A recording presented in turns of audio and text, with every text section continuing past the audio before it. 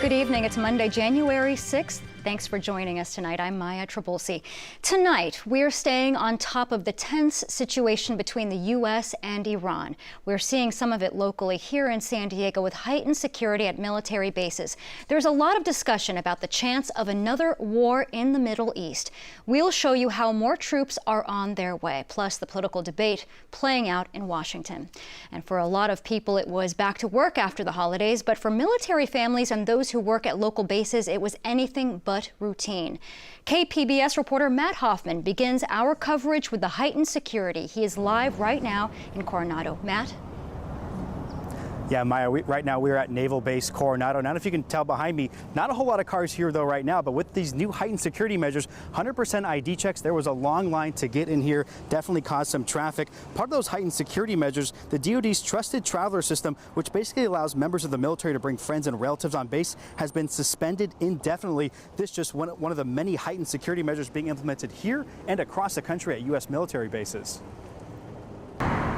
Longer lines, there'll be more security at the base. You'll see a little bit harder force there. The president's probably some random measures of even vehicle searches, so things that'll take it longer to get onto the base. Mark Balmer is a retired Navy Rear Admiral who now runs the San Diego Military Advisory Council, a local nonprofit that acts as a liaison between the military and the community. People should be more aware that there are a lot going on in the world right now, a lot of terrorism. It's been happening all across the world. It happens so often. Sometimes we get a little too used to it. We don't see it as often here. We haven't seen anything in our region here. We've been very fortunate. When you make your base entrance tighter and tougher, you discourage any acts of violence as well. They'll go and look for a softer target. Balmer says heightened levels of security could be in place for a while as tensions between the United States and other countries are growing. Think back what's happened over the last few months. There's been attacks on oil tankers. There's been an attack on a U.S. embassy. There's been an attack on a base in Africa. There's a lot that's been going on anyway. It's not just a single threat coming out of Iran that would cause us to want to be at a higher security level. Yeah, now these heightened security measures are coming after the U.S. killed a top-ranked Iranian military commander, but the military isn't providing any details, saying in a statement they aren't discussing specifics, but that security and awareness is being increased at all installations. And obviously that's happening right here in San Diego, too. We're out here at Naval Base Coronado. We did have a chance to talk to some members of the military and their family about some of these delays. Now, they say being in the military, nothing is run-of-the-mill, so these are just kind of expected. They're just kind of rolling with the punches here. In terms of when these security measures were lifted to such a high place before, we asked them, they couldn't really remember a specific time, but they say anytime there's like a shooting at a nearby military base, they have these same sort of procedures in place. Here at Naval Base Coronado, Matt Hoffman, KPBS News. Thanks for that report, Matt. A massive public funeral was held today for the Iranian general killed in that strike. The streets of Tehran were filled as Iranians turned out to mourn Qasem Soleimani. That includes the country's supreme leader who wept over the casket. The U.S. blamed Soleimani for killing American troops in Iraq and of plotting new attacks. And today, a White House advisor criticized Democrats for questioning the attack and claiming they are not being updated by the White House. We've got Menendez and Chuck Schumer chest thumping and demanding that he do this. They know that Congress will be, that they will be briefed. When are they going to be briefed? It could start as recently as this week. That's up to the Pentagon. But they know that. They're just doing this for show. And the attack on Soleimani happened in Baghdad, and over the weekend, the Iraqi parliament voted to have U.S. troops leave the country. However, Defense Secretary Mark Esper says there has been no decision made to withdraw. Over the weekend, we saw images of American troops at airports on their way to the Middle East. The sudden deployment is largely affecting soldiers from North Carolina. Natasha Chen tells us how the community there is lending support. We ask you, God, to give comfort where comfort is needed. At Berean Baptist Church's Sunday night service, family members of soldiers being deployed were asked to stand. At least 6 members of this Fayetteville, North Carolina church are on their very first deployment. The 1st Brigade of the 82nd Airborne Division has trained for this. They run drills to go from getting that phone call to boarding a plane in a matter of hours. Still, this deployment shook families right at the end of their holidays, with the first notification sent on New Year's Eve. This military spouse may have a smile on her face, but Sunday was rough. Oh, I've cried a lot. She found out at lunchtime that her husband, who was already deployed at training, would be rerouted to join others in the Middle East. We're not naming her or her husband for security reasons. She says an added challenge was he was not allowed to tell her exactly what was happening, so he told her to look up a particular news article. It's hard not to hear it from the person that's really involved there and to have to read it from somebody else's perspective. From Taylor Smith's perspective, he's doing all he can to support his friend who got a notice to deploy. 82nd's trying to push back his deployment date as much as possible. But his wife has a high-risk pregnancy, and, believe he's leaving somewhere around Tuesday, and his wife is due Wednesday. Smith is a veteran like many others at this church who know all too well what it's like to deploy. They say the comfort is knowing their family at home has a support system. A volunteer group called Deployed Love is doing its part in building that support.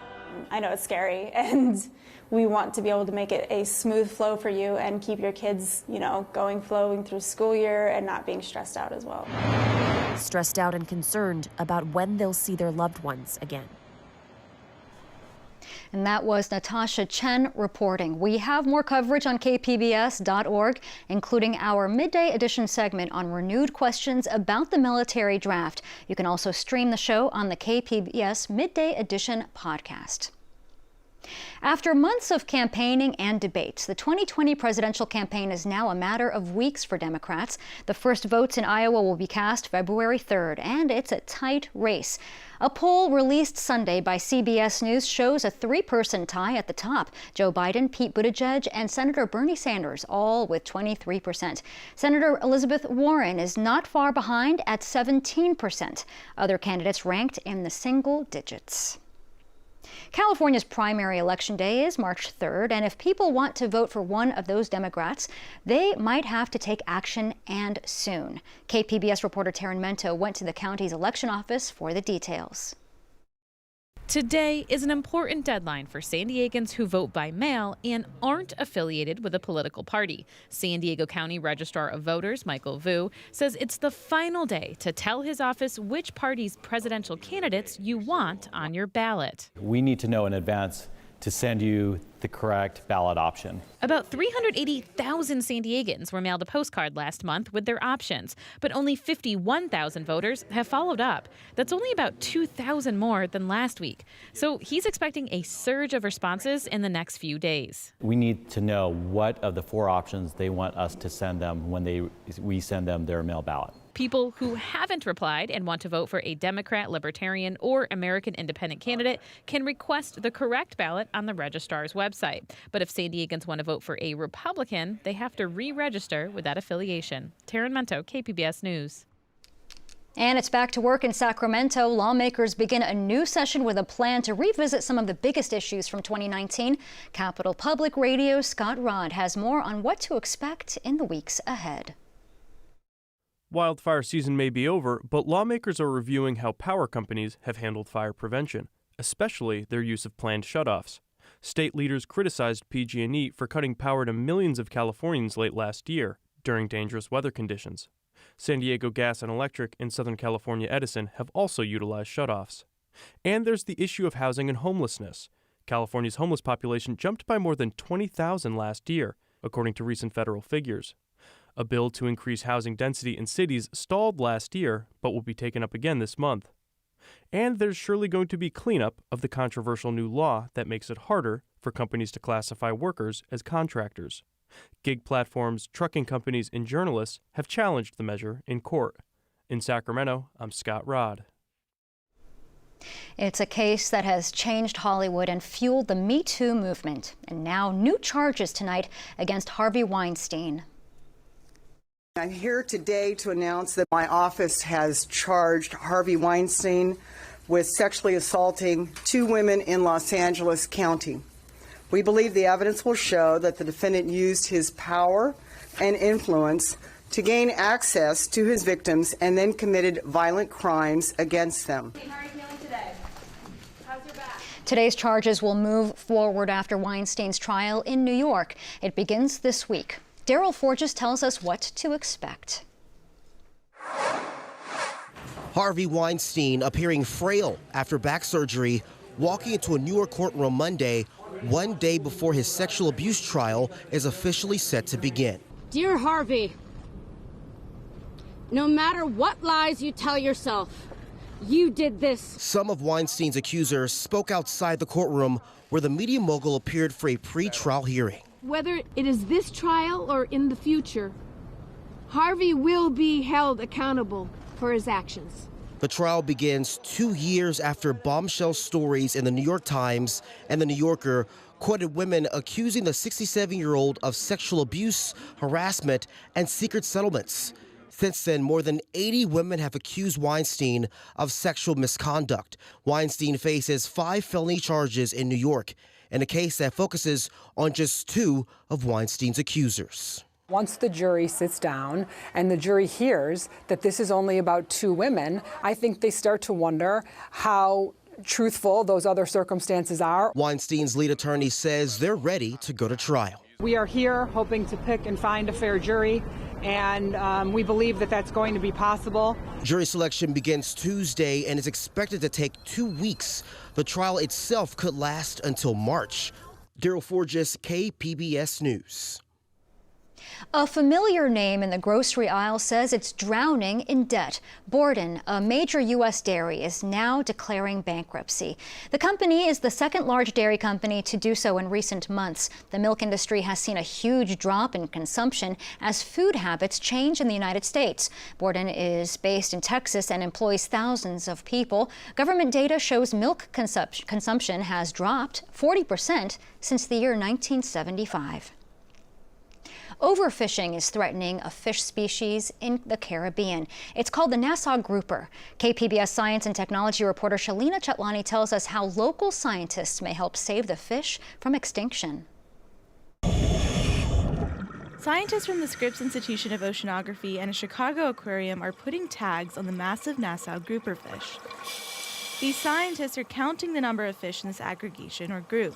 Ecologist Bryce Simmons is with Scripps. While historically, there were as many as maybe 100,000 individuals at the largest of these aggregations. In a contemporary context, today, an aggregation of over 1,000 fish is one of the largest remaining aggregations. Nearly 2 decades ago, when the Cayman Islands government found a large population of fish, it decided to protect them with the Marine Protected Area, where no one can fish. The government teamed up with Scripps researchers to figure out whether this strategy worked. That weren't the best approach to management. It turns out, for instance, in efforts to tag fish and figure out where they're coming from, we found out that every single reproductive aged individual in the population went to the spawning site. Those mating sites are outside these protected areas, so fishermen continue to fish there. But with scientists' help, the Cayman Island government changed their conservation policies to make these species protected during spawning season. Just over a decade ago, one population of Nassau grouper had about 1,000. Now it has over 7,000. For the species of Nassau grouper, nobody's ever demonstrated recovering the population following overfishing. But once these locations have been fished out, once these spawning sites have been fished out, nobody's ever seen them recover before. We're the first to show that that happens. Simmons says researchers plan to continue these tracking efforts. He also says the success shows how science can effectively shape government policies. Shalina Chatlani, KPBS News. Watch out for those high winds. A warning is in effect for San Diego County, and we've also got rain on the horizon. KPBS reporter Joe Hong looks at how the combination plays out when it comes to wildfire concerns. And it's showing the strongest winds over central San Diego County, where there are mountains. The winds started late Sunday evening. In the mountainous East County, they reached speeds of more than 70 miles per hour this morning. Santa Ana winds in January are normal. Luckily, San Diego County got nearly twice the rain expected in late 2019. Brant Maxwell, a meteorologist at the National Weather Service, says this has greatly reduced the risk of wildfires. Fortunately, this winter, we have had lots of rain during late November and December, so that the only effects of the winds are what the winds usually do, damage to trees or power lines, but not the fire weather threat because we've already had the rain. But after a colder and rainier conclusion to 2019, Maxwell says the first few months of the new year will be just the opposite. Will be a little bit drier than normal to sort of balance things out, with temperatures, instead of being below normal like they were in the past month and a half, they'll actually be a little bit above normal overall. Joe Hong, KPBS News. And the wind will calm down tomorrow, but what about the rain? How's that in the forecast? Here's meteorologist Marvin Gomez. Hope you're having a great start of your work week. I'm AccuWeather's Marvin Gomez, and we've started the week on a warm note. Temperatures have been above average today, and we've seen some windy conditions as well coming over from the northeast as we go into the rest of the week.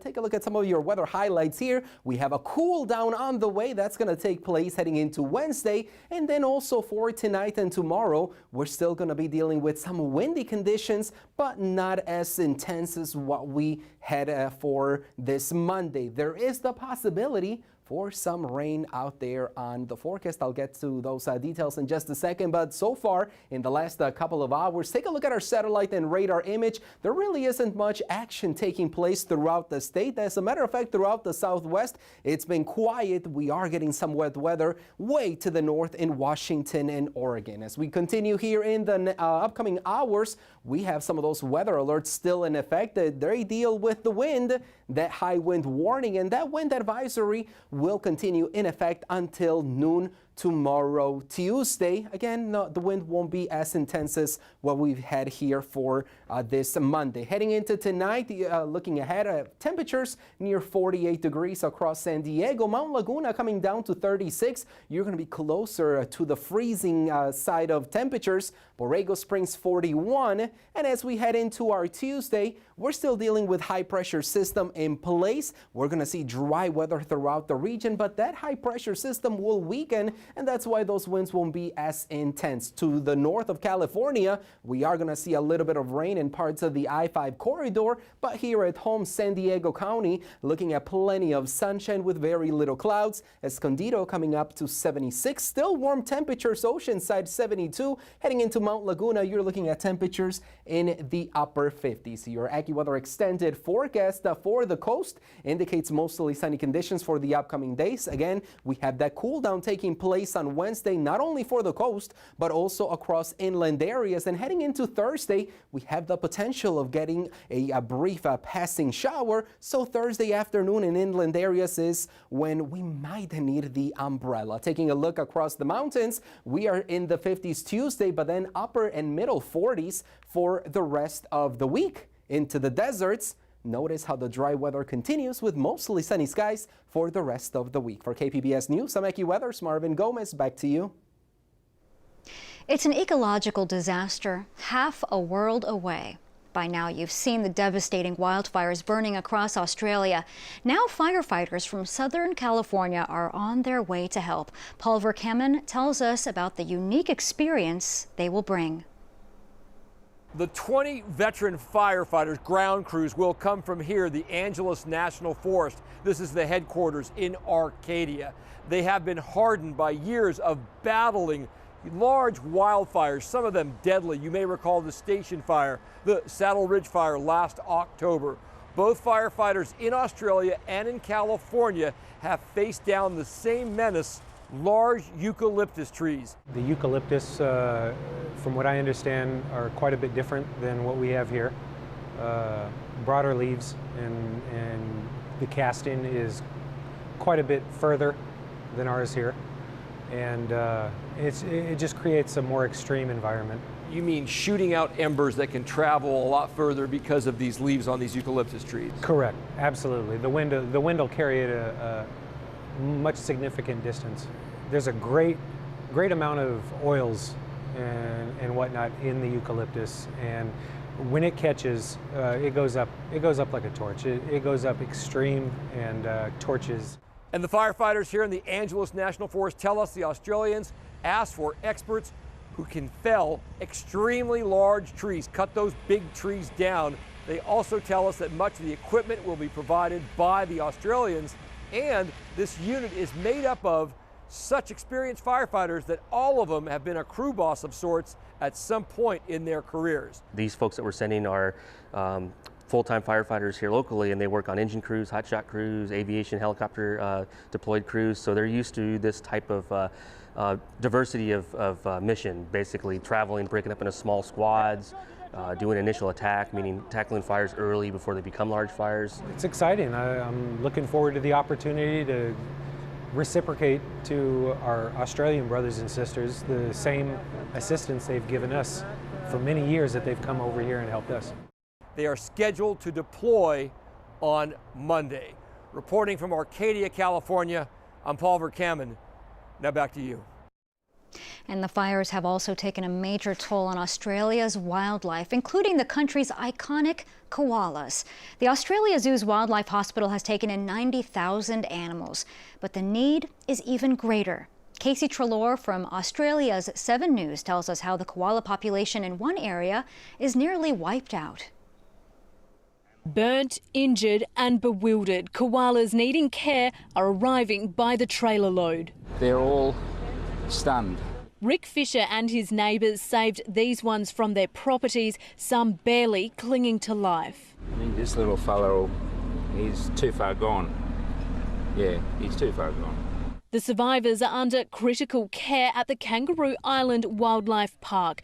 It's been inundated, taking in dozens of severely burnt animals a day. Unfortunately for some of those animals, the best thing is humane euthanasia straight away. There's just no chance. The impact on wildlife is breaking hearts. This environment has been completely changed, and I don't know that it will ever come back and be the same.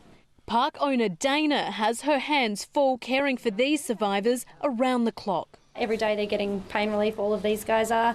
We're also treating them for severe burns on a few of them, minor burns on others. This little orphan Ash was brought in 2 weeks ago when the fires first started. She suffered horrific burns to her hands and feet. Fortunately, she's on track to make a full recovery. She is a great ambassador for what we can do for some of these koalas. Hope amidst the devastation. Casey Treloar, 7 News.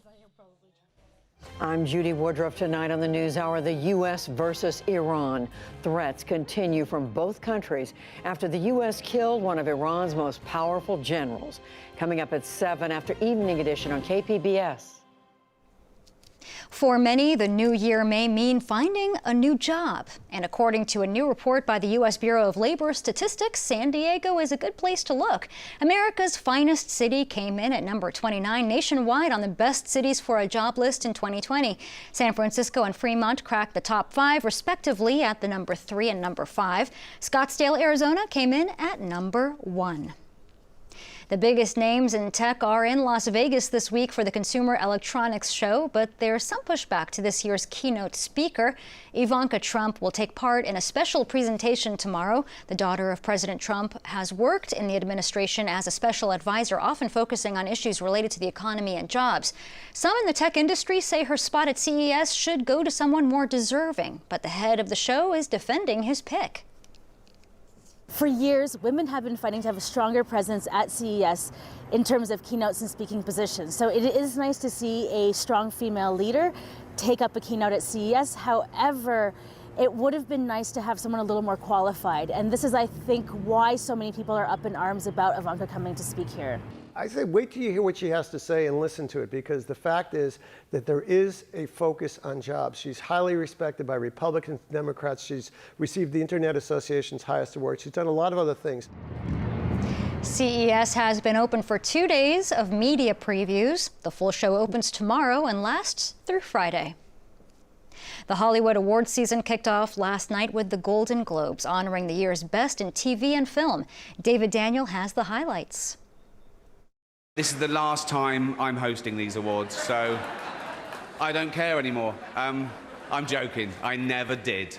Some of Golden Globes host Ricky Gervais's other jokes had to be bleeped out. The same went for Joaquin Phoenix's speech after he won Best Actor in a Drama for Joker. There is no greater feeling than when someone tells me that I've made their day better with my show. No bleeping needed as Ellen DeGeneres and Tom Hanks received special awards just because they're Ellen DeGeneres and Tom Hanks. 2 TV trophies apiece went to the comedy Fleabag, the drama Succession, and the limited series Chernobyl. Bong Joon-ho, Best Foreign Language Film winner for Parasite, urged audiences through a translator to see more foreign films. Once you overcome the 1-inch tall barrier of subtitles, you will be introduced to so many more amazing films.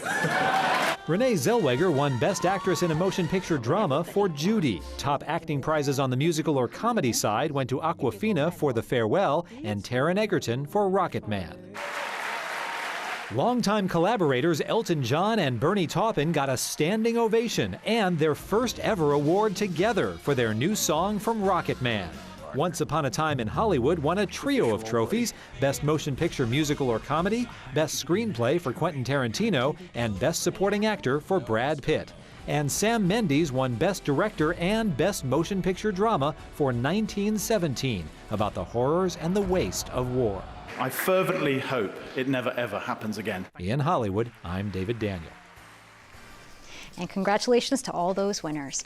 The San Diego State Aztecs keep moving on up. The men's basketball team is now in the top 10. New rankings out today put SDSU at number 7 in the AP poll. They beat Utah State over the weekend, improving to 15-0 on the season. San Diego State and Auburn are the only 2 unbeaten Division I programs. They'll try to keep it going this Wednesday at Wyoming. And you can find tonight's stories on our website, kpbs.org/evening edition. I'm Maya Trabulsi from all of us here at KPBS. Thanks for watching. Good night.